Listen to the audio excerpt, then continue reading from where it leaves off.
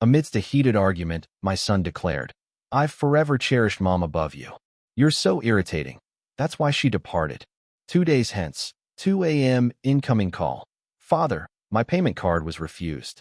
Remit $2,000 instantly, or they won't allow my departure from this venue." My reply, "Phone your mother." I calmly went back to sleep. The law enforcement agency contacted me at 9:12 a.m. Can you imagine your own father calling you at 2 in the morning, begging for $2,000, claiming his card was declined? And all you can say is, "Call your mom." It sounds cold, I know, but it wasn't about the money. Not really. It was about a betrayal so deep, so quiet. It made me question everything I knew about family. And the truth?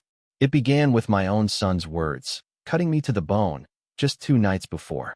My phone was still buzzing on the nightstand, face down. 2 a.m. Another call. Same number. Same name. "Dad, my card got declined. It's messed up. I need $2,000 like right now. They won't let me leave." I stared at the ceiling, the neighbor's heat clicking on, a metronome in the dark. "Call your mom," I muttered, pushing the phone away. I'm not dramatic. I'm not heartless. But I am utterly, completely done with midnight emergencies that always start with, "It's only money." Let me introduce myself. I'm Mason, 44, a dentist. I spend my days telling people the pain they've been ignoring didn't just start today, and it won't be fixed with a quick flick of a wand. In my family, I've always been the responsible one. The fixer. The guy in the background keeping the lights on, making sure the insurance was paid. I can do a crown prep in under an hour, label my lunch, floss religiously. My life now is a quiet, ordered thing in a one-bedroom near the river. A coffee mug says, "World's okayest dad." A gift from my son before sarcasm became his first language. I fall asleep to white noise and wake at 5:30 without an alarm, because that's how my brain's wired after 20 years of 7 a.m. patience. The phone buzzed again, a text this time. "Don't do this. It'll ruin everything. Please." I didn't reply. I put my phone on Do Not Disturb and lay there, counting breaths, just like my therapist taught me. Here's the thing. 2 nights earlier, a fight started. I'd asked about a credit card bill, and it ended because my son, Andrew, who's 17, crossed a line. I felt the room shift. He stood in my kitchen and said it, like a fact he'd rehearsed. "I've always loved Mom more than you. You're so annoying. That's why she left." Then he grabbed his jacket and slammed the door, hard enough to shake the blinds. I didn't chase him. I just stood at the sink, next to that chipped ceramic bowl he uses when he can't bother to aim for the bathroom. I rinsed it, stacked it, laid a clean towel on a chair for him. Just habit. Muscle deep. Then I sat at my little table, looking at my mortgage payment, and realized how much of my life I'd traded for other people's peace. The night crawled. Finally, at 9:12 a.m., after I'd drifted off, the phone rang again. Unknown number. "Is this Dr. Mason Harper? This is Officer Delgado with the 7th Precinct. Your son is here." I pulled on yesterday's sweatshirt and sat on the edge of the bed as he talked. Words like disturbance, unpaid tab, no charges if someone picks him up.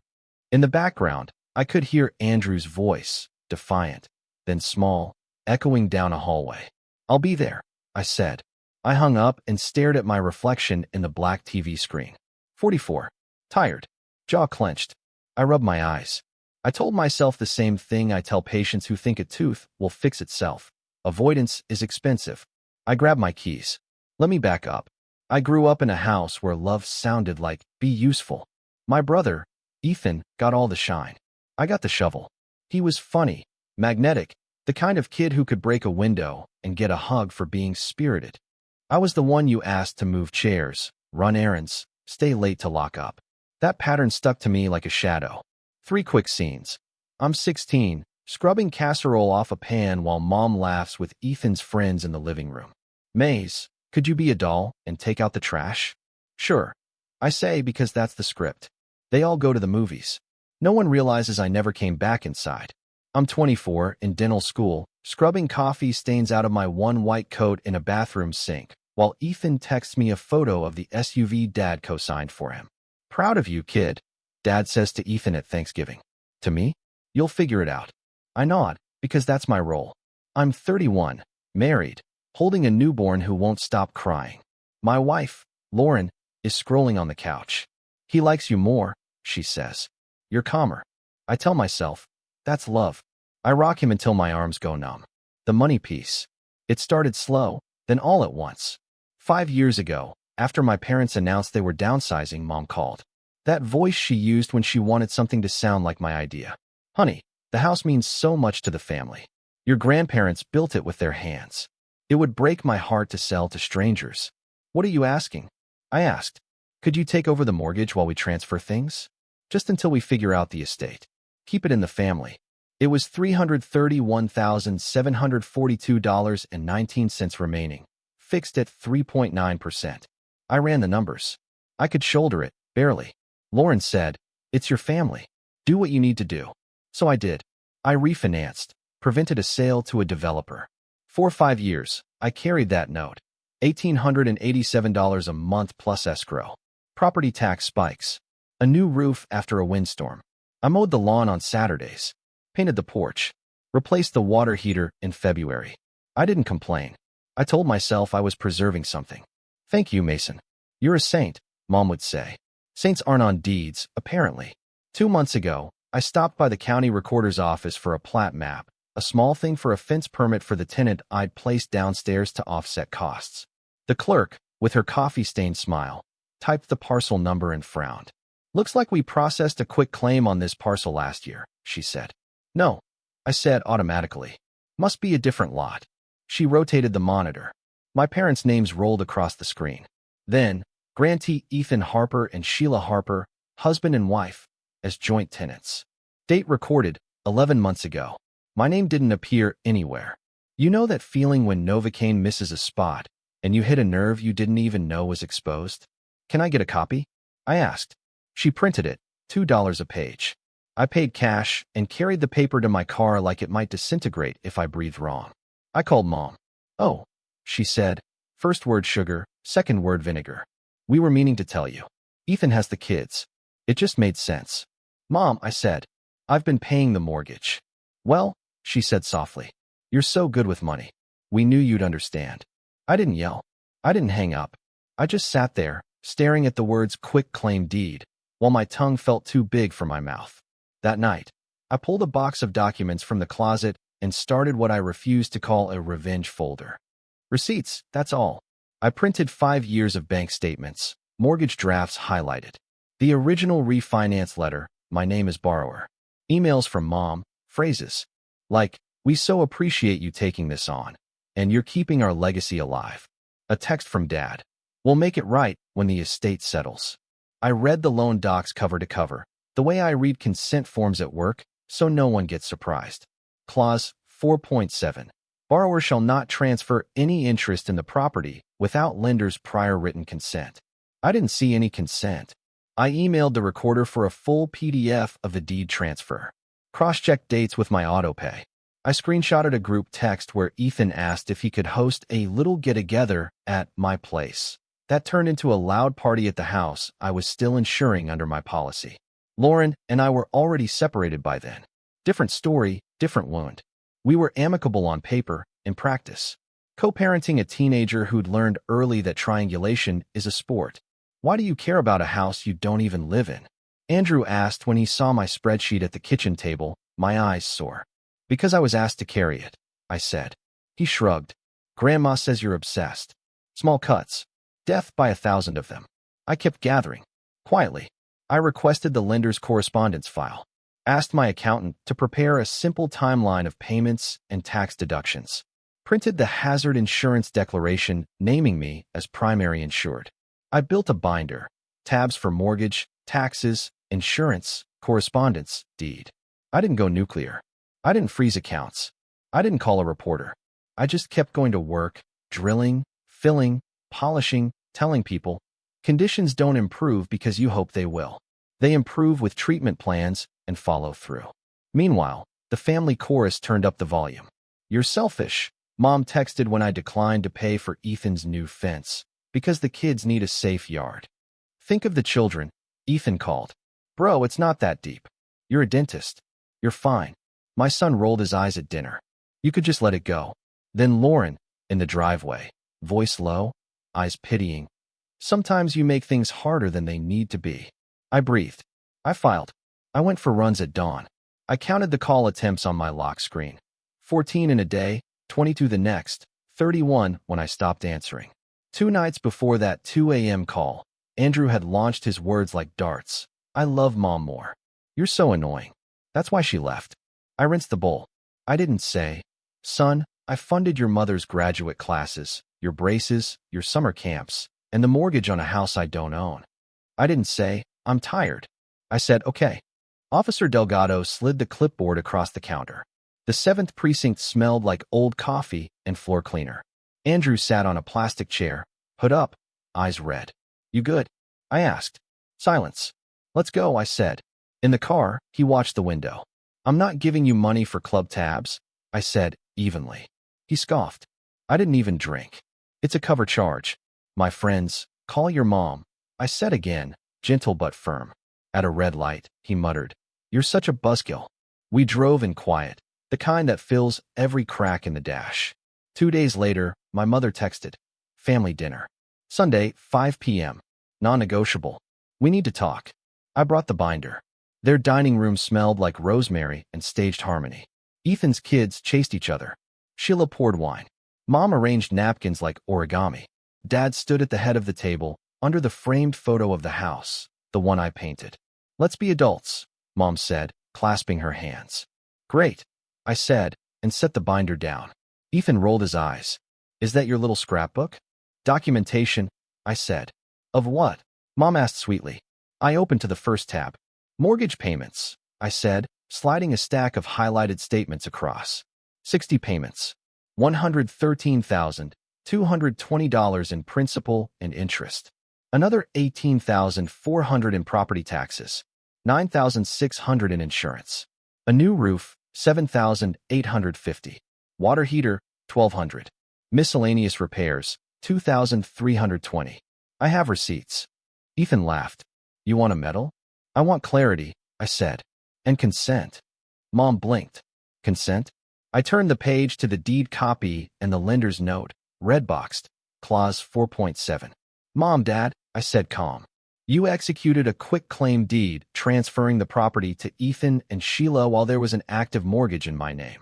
Clause 4.7 prohibits transfer without lender consent. Did you have it? Silence. I watch faces the way I watch pupils dilate under a bright light. Dad cleared his throat. We didn't think. I slid the printout from the lender. No consent requested or granted.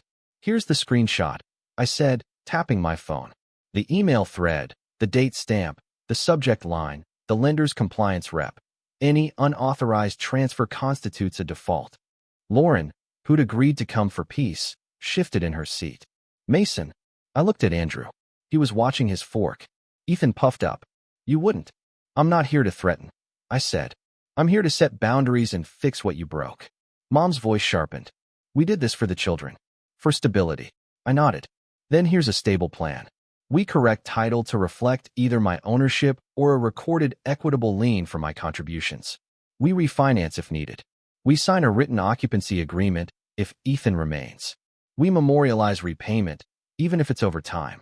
And we stop pretending this is fine. Sheila's wine glass clinked against her plate. This is insane. I slid the last page across the table. A letter drafted by my attorney. Not filed, not served. It summarized dates and amounts. It gently referenced the potential call to the lender if a fix was refused. It proposed a quiet correction. It included a deadline. I kept my voice low. This isn't about revenge. This is about closure. The room held its breath. Mom's face moved first, a tremble around her eyes. Then the switch flipped into performance mode. After all we've done for you. Dad tried the stern route. Mason, you will not dismantle this family over paperwork. Ethan went for mockery. Of course, the dentist brings a binder. Lauren whispered. Please, just not like this. Andrew said nothing. I closed the binder. Like what? Undocumented? Unfair. The conversation fractured, then exploded. You're ruining us. You're selfish. You don't care about the kids. You always were rigid. You think you're better because you have money. I stood. I'm going home. You have 14 days. If I don't hear from your counsel with a correction plan, I'll contact the lender and proceed to protect my interests. Mom gasped like I'd slapped the table. I didn't. I touched nothing. I just walked out. On the drive back, My phone lit up like a slot machine. 21 missed calls by the time I parked. 8 texts in all caps. A voicemail from Dad that started measured and ended thick with anger. A screenshot from Ethan of a group chat. He's serious. What a psycho. I set the phone face down on the counter and boiled water for pasta. The kettle whistled. My phone vibrated across the laminate like an insect. I didn't pick up. The first 48 hours were loud. 37 calls Sunday night. 22 Monday morning before I saw my first patient. Mom on repeat. Dad once, then again. Ethan alternating between demands and jokes. Bro, chill. Bro, you will regret this. Aunt Karen chimed in from 3 states away. Family is forever. Cousin Jess. Kids need a backyard. A neighbor I barely knew texted. Heard you're taking your parents to court. Yikes. I didn't post. I didn't subtweet. I didn't leak. I hired a different kind of noise. My attorney, Ms. Ruiz, sent a letter on letterhead. Calm. Factual. Boring, in the way safety is boring. She attached the timeline. Reference clause 4.7. She proposed 3 options. 1. Record a corrective deed restoring title to me. 2. Execute and record an equitable lien in my favor and refinance correctly with lender consent, plus a written repayment schedule. Or 3. Sell and distribute proceeds by formula, accounting for my contributions. She gave them 10 business days. She copied the lender's generic legal inbox without commentary. I changed my voicemail. For urgent patient matters, call the office. For personal matters, email. I created a rule. Family calls between 6 o'clock and 7 p.m. only on Wednesdays. Everything else went to an archive. I blocked no one. I just contained. Wednesday at 6 p.m. The phone filled the room with buzzing bees. I set it on the table and made tea. I let it ring. At 6:40, I answered. Mom, you're killing me, she said. No, I said. I'm asking for a repair. Think of the children, she tried. I am. I'm a child in this family, and I'm thinking of myself too. Your brother will be homeless. He has a household income and a wife with a job. He is not homeless. She pivoted. We raised you, and I paid your mortgage for 5 years. Silence. Then the dagger, soft as a lullaby. No wonder Lauren left. I waited for the sting. It landed duller than before. Good night, Mom, I said and hung up. Andrew texted sometimes. Teenage pragmatism bubbling up when he needed rides or spending money. Can I have $60 for gas? I'll transfer $30. You can earn the rest by mowing Saturday. Mom's boyfriend doesn't make me do that. Okay, you're impossible. I loved him. He ignored that one. The lender wrote back to Ms. Ruiz. Yes, unauthorized transfer.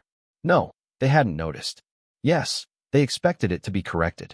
Please advise. Ms. Ruiz forwarded the email with a single line. This helps. Lauren cornered me in the driveway during a handoff.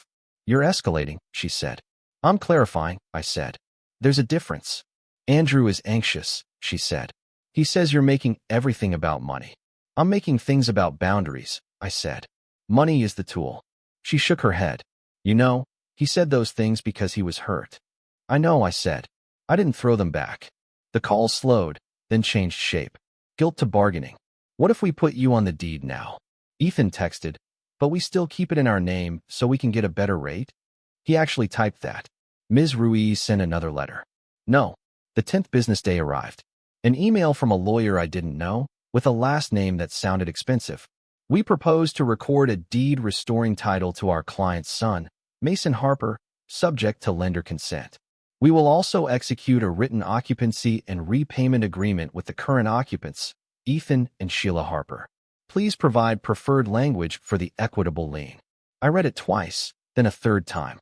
Then I walked to the river and stood on the pedestrian bridge while a cold wind cut through my sweatshirt in a way that felt like a rinse. Not victory. Not gloating. Something quieter. The kind of silence that hums. Andrew called that night.